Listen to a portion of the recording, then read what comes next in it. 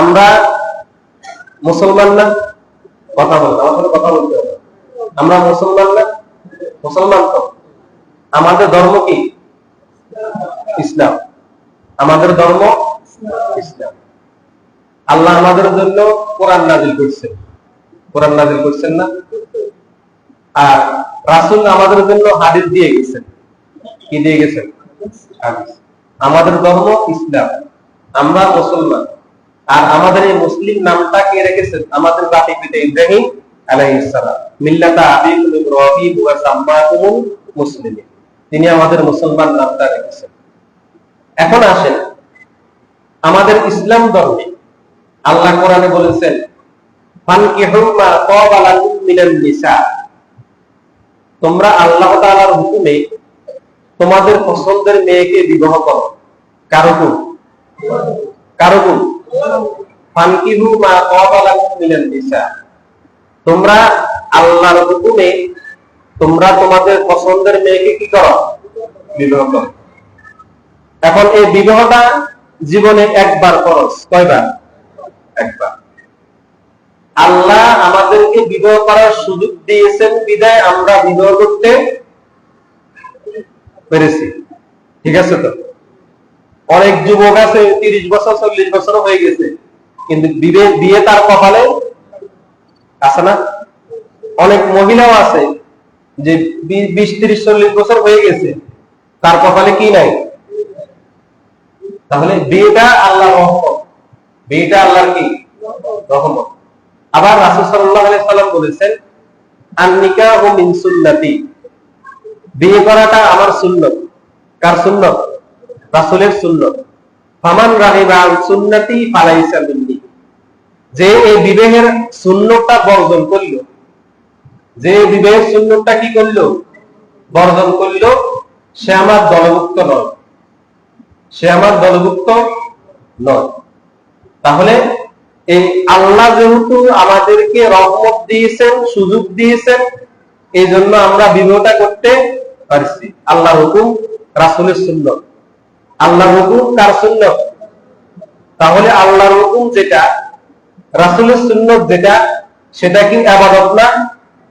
কথা বলেন, সেটা কি? সবাই বলতে হবে, সেটা কি? ইবাদত। এই ইবাদত আর আমাদের ইসলাম ধর্মে শরীয়তে ইবাদত হলো একটা আর হারাম জিনিস হলো আরেকটা। আমরা সকলেই জানি আমাদের ইসলাম ধর্মে গান বাজনা সম্পূর্ণ কি হালাল? কি হালাল না? হারাম। ঠিক আছে তো? হারাম তো? বিষয় সন্দেহ নাই তো? যদি সন্দেহ করেন অমিনান নাসি মান ইয়াশতারি লাহওয়াল হাদিস, কোরআন আয়াত। লাহওয়াল হাদিস দ্বারা গান বাদ্য। আল্লাহ তাআলা গান বাদ্য বাজনাকে অভিশপ্ত করেছেন, হারাম করে দিয়েছেন। কি করেছেন? আর আমার রাসূল বলেছেন আমি পৃথিবীতে এসেছি গান বাজনাকে ধ্বংস করার জন্য। কি করার জন্য? আমি পৃথিবীতে এসেছি, আমাকে পাঠানো হয়েছে গান বাজনাকে কি করার জন্য? ধ্বংস করার জন্য। হানাফি, শাফি, মালিকি, হাম্বলি কয়টা মাযহাব? চারটা মাযহাব একমত যে গান বাজনা, গান শোনা, বাদ্য শোনা অথবা নাচ করা, গান শোনা এটা হারাম। এটা কি? গানের মজলিসে বলা। হানাফি সব মাযহাবের ফতোয়া গান গান শোনা হারাম। গান শোনা হারাম। গানের মজলিসে বলা নেফাক, মুনাফিকি। গানের মজলিসে বসা কি? মুনাফিকি। কি? মুনাফিকি। আর গান শুনে স্বাদ গ্রহণ করা, কি গ্রহণ করা? মজা পাওয়া। কি পাওয়া? মজা পাওয়া কুফরি। মজা পাওয়া কুফরি। মজা পাওয়া কি? এটা চার মাযহাবের ফতোয়া, সব মাযহাব একমত যে কেউ যদি গান শুনে মজা পায়, স্বাদ গ্রহণ করে, তাহলে সে কুফরি করলো। কি করলো? কুফরি করলো। যে কুফরি করলে কি ঈমান থাকে? কথা বলে, কুফরি করলে কি ঈমান থাকে? থাকে না। তাহলে এই যে যারা আপনারা গান বাজনা বানাইছেন, নাচছেন, আনন্দ পাইছে না? আনন্দ পাইছে না? মজা পাইছে না? ইমান আছে না? এটা আমার প্রতি, এটা মাযহাবের প্রতি, কোরআন আয়াত অস্বীকার, রাসূলের হাদিস অস্বীকার। তো যারা গান বাজলো, শুনলো, নাচলো, নাচার পরে মনে স্বাদ পাইছে, তৃপ্তি পাইছে, ইমান কি নাই? ইমান কি নাই? তো তাহলে যে বিবাহটা হয়েছে, হয় মেয়ের বাড়িতে গান গাইছে, না হয় ছেলের বাড়িতে, যে কোনো এক বাড়িতে তো কি হয়েছে, গান হচ্ছে না? তো ওখানে কি মেয়ে ছিল না? কনে ছিল না? মায়া ছিল তো, বা ছেলে ছিল তো? ও মাইয়াই যে গান শুনছে বা ছেলেও কি শুনছে, তো মজা আসেনি? মজা আলি কি উপরি করলো নি? উপরি করছে তো, ইমান আসেনি? এবার আসে, দেখা গেছে মাইয়া উপরি করছে, পোলা করানো, বুঝেন কথা? মেয়ে কি করছে, বা ছেলে পুকুরি করছে, ওই যে গান শুনলে মজা পাইলো, পুকুরি হইলো, কিন্তু মেয়ে কি করানো, গান শুনে না। দুজনের একজন পুকুরি করছে, ইমান চলে গেছে। দুজনের একজনের কি চলে গেছে? তো একজন ইমানদারের সাথে বেঈমানের সাথে কি বিবাহ হবে? কথা কন না? একজন বেঈমানের সাথে ইমানদারের সাথে কি বিবাহ হবে? তাহলে এই বিবাহ কি হয়েছে?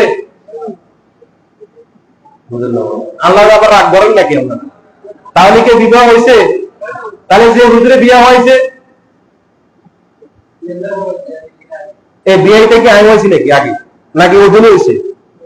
কথা কন না? ওই যে গান বাজনা হয়েছে, এটা কি ওই সময় বিয়ে হয়েছে? পরে হয়েছে, পরের দিন হয়েছে তো।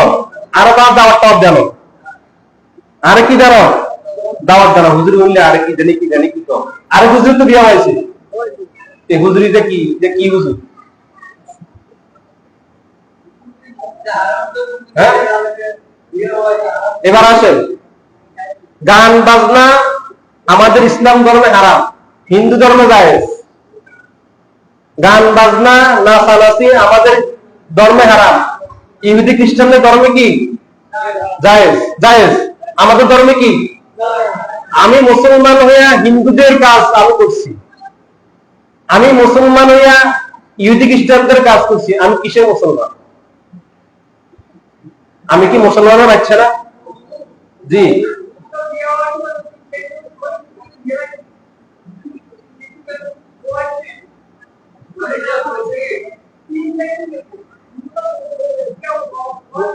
জি,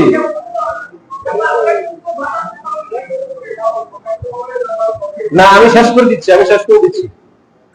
দিচ্ছি, তাহলে আপনি মুসলমান হইয়া হিন্দুদের ইস্তেগাসা করছেন।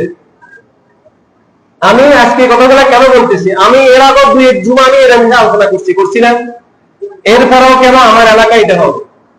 আপনি কি মুসলমানের বাচ্চা না? আপনি এত বেলাস্কা, বেসরমকা, শরম নাই কে? আপনি কি মুসলমান না? কথা বলেন, আপনাকে মুসলমান না? তো তাহলে আপনার শরম কোথায় গেল? লাভ দেখাটা আপনি এত লজ্জাহীন তো আপনি? হ্যাঁ, রাসূলের হাদিস, যার লজ্জা নাই তার ঈমান নাই। আপনি এত বেহায়া কেন? আপনাকে এত বলতে হবে কেন যে হুজুরে একবার আলোচনা করে দিছে, কেন আমি এরপর আমি এটা করি? আমার মতো অত বেহায়া লোক কি আর আছে নাকি? এই তো বেহায়া, বেশরম। আর এর কথা বলছে নবী হাদিসে বলছে যে এই যে গান বাজনা করলো, গান শুনলো, মদ খাইলো, নাচলো, সে শুকরে পরিণত হবে। কিসে পরিণত হবে? শুকর আর বানর, শুকর আর বানর। এজন্য বাবা একটা পায়ে হাত দিয়ে বলি, দুটো পায়ে হাত দিয়ে বলি, যে জিনিসটা হারাম, এই বিবাহটা পবিত্র। বিবাহটা কি? এখন আপনি হারামটা করি, এটা কি আমার লাভ করতেছি না আল্লাহ লাভ করতেছি? তো বিবাহটা নষ্ট করবেন কেন? পবিত্র জিনিসটা আপনি হারাম দিয়ে নষ্ট করবেন কেন? এটা কি বিবেকে আপনার বুঝে না? আপনি মুসলমান না? আমরা বিবেক কোথায়? হুজুর গোলামে কইছে, মাইয়ারা কইছে, এটা আরেক শতানি, শতান। গোলামের যদি আগুনে হাত দিতে, আগুনে হাত দিব নাকি? আপনি আপনি এই বাবা অজব বাপ কিনলে হচ্ছেন, আপনার কথা আপনি হোলা দেবেন না, হোলাদের কথা আপনি আবার গান বাজনা করান। আপনি কথা হইতে কইছে কি? আপনি হোলাদের কথা শুনতে পারবে, আর হোলাদ কোন কি? এটা তো শরীয়ত। এটা কি শরীয়ত? কি খালি আমনের না হোলাদের নাই আছে? সবার জন্য না? সবার জন্য। ভাই বাবা ভাইয়েরা, যদি মনোকষ্ট নিয়ে নেন, আমার পর করার কিছু নাই, যেটা সঠিক সেটা বলছি। আর যদি মনে করেন না হুজুরে এটা বারবার চিটিং কর, হুজুরের ঠান্ডা কালে চলে যায়, চলে যাবো আলহামদুলিল্লাহ, আলহামদুলিল্লাহ, কোনো সমস্যা নাই। রিজিক না থাকলে আমি আসতাম না, কোনো সমস্যা নাই, কোনো সমস্যা নাই। আমার রিজিক যেখানে আছে আমি তাহলে যাবোই। এর আগে আমি আমার অনেক জায়গায় গেছি, যেখানে রিজিক এখানে আছে রিজিক আসছি, এখানে রিজিকটা আমি চলে যাবো। আর আমার দায়িত্ব আমি বলছি, এবার মসজিদ কমিটির কি দায়িত্ব আছে না? মসজিদের কি, মসজিদ কমিটি কি পুরো এলাকার দায়িত্ব না? এটা মসজিদ পুরো এলাকার না? তো তাহলে মসজিদ কমিটি কি করে? আমি সবাই বলতেছি মসজিদ কমিটির দায়িত্ব এটাকে, এই হারাম কাজটাকে, হিন্দু ধর্মের ব্যয় করা কাজটাকে বিলুপ্ত করা, বাদ দিয়ে দেওয়া। ঠিক কমিটির দিকে সাইডে গেলে তো না, মুসলিমের দায়িত্ব আছে। 1 নম্বর হলো কমিটির দায়িত্ব। কার দায়িত্ব? কমিটির দায়িত্ব। ধ্যান দেখে কমিটি হারা না, কমিটির কেন চলে যাবে, চলেন। কারণ মসজিদের সভাপতি এক কথায় একটা বললে এটা সকলে কি করবে? কথা বলেন, শুনবে যে না উনি সভাপতি এসে না করছে, ঠিক আছে। তা আমরা মুসল্লি সভাপতি সাহেব চলেন, এখানে গান বাজাতে চলেন, আমরা এটা কি করে দিই? আরে বেসরম এই মুসল্লি মসজিদের জন্য 1 টাকা সদকা দিতে পারে না। এই বেহায়া মুসল্লি মসজিদের জন্য, মসজিদের যে কাজ হতেছে, মসজিদের যে কাজ হতেছে 1 টাকা দিছে মুসল্লি? হ্যাঁ, এত বেহায়া কেন আপনি মুসল্লি? আপনি কি মুসলমান না? কিনা আমি মসজিদের কাজ হতেছে, মসজিদের জন্য আমি 5 টাকা দিতে পারতেছি না, মসজিদের জন্য কি করতেছি না, 5 টাকা দিতে পারতেছি না। আমি কি করি? আমি 10,000 টাকা খরচ করে আমি ডেস্ক পাড়ায় নাচ গাবো। বিবেক থাকা উচিত, হায়া থাকা উচিত, লজ্জা থাকা উচিত, শরম থাকা উচিত আপনার। এরপরেও যদি করেন তো করার কিছু না। ওই যে আল্লাহ কোরআনে বলে দিচ্ছেন, উলাইকা কাল আনআম বাল হুম আদাল, এরা হায়ান জানোয়ার, হায়ান জানোয়ার হচ্ছে নিকৃষ্ট। কোরআন আয়াত আল্লাহ তাআলা বলছেন উলাইকা কাল আনআম বাল হুম আদাল উলাইকা হুম গাফিলুন। কোরআন আয়াত যে এরা চতুষ্পদ জন্তু, তার চেয়েও খারাপ। আল্লাহ রাস্তায় মাফসাই দোয়া চাই, মাফসাই আপনাদের পায়ে হাত দিই, আর এটা করবেন না এলাকাতে। আপনাদের বিবাহকে শুদ্ধ করে রাখেন, বিবাহটা সুন্দর পবিত্র, এটা এই পবিত্রতার সাথে হারামকে যোগ করবেন না। যেমন ব্যবসার সাথে সুদ যোগ হলে ওই ব্যবসা হারাম হয়ে যায়, কি হয়ে যায়? ওই টাকা হালাল থাকে না, ওই উপার্জনা কি থাকে না, হালাল থাকে না। তেমনি বিবাহ পবিত্রতার সাথে যদি হারাম গানটা যোগ হয়, এই বিবাহ পবিত্র। এটা আপনাদের জন্য বললাম, আমাদের জন্য না। যদি মনোকষ্ট নিয়ে থাকেন মাফ করে দিবেন। আর সামনের দিকে কমিটির যে দায়িত্ব, আমি আর বলবো না, আবার তো বলছি, ওনারা এটা কথা বুঝেন। মনোকষ্ট নিচ্ছেন নাকি আপনারা?